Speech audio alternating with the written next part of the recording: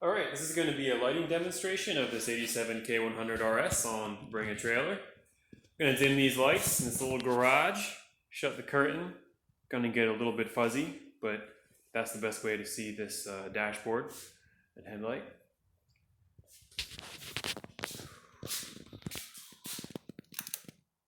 There you go. One thing you should know about this motorcycle and K-bikes in general, and this one in particular. One of the greatest headlights ever fitted to anything, ever. This one beam is greater than my E90s, HIDs put together. Really wide span there. Very noticeable difference between the high and low beams. So you have the high beam right there, low, high. So unlike a lot of bikes, especially modern bikes I've found, there's no difference between those beams. And if you want to signal someone, you can't. But here, you can. So if you're on the highway and you want to communicate with people, you can do that on this motorcycle. Great headlight. Let's go around the front.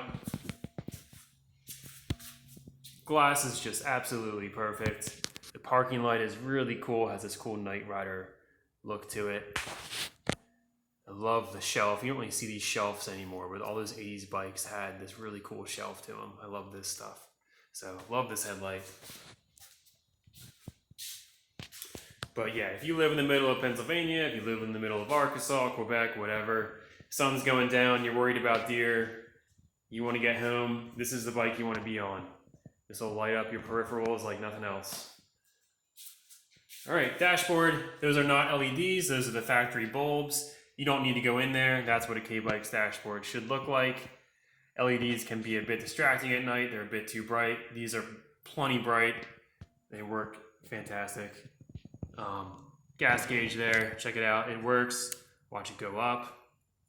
Halfway mark is offset. Just like a lot of BMWs of any era, 60-mile warning, 30-mile warning. They work perfectly. It's a really good indication of fuel level. I use them all the time.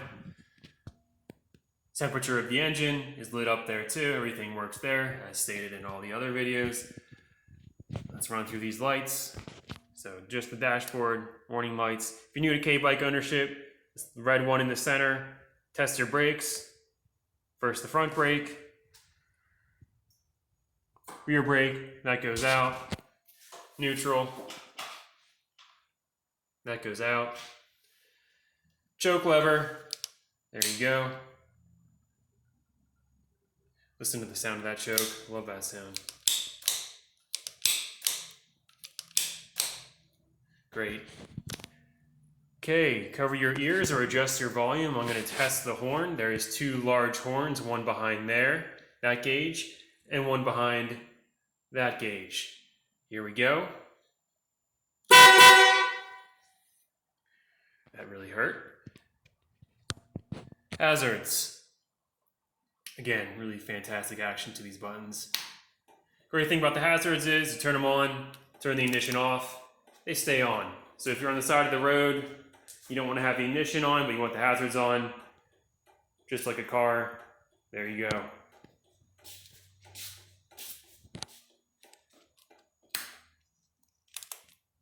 Okay.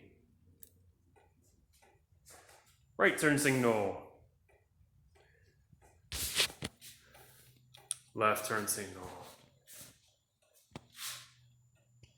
Brake light.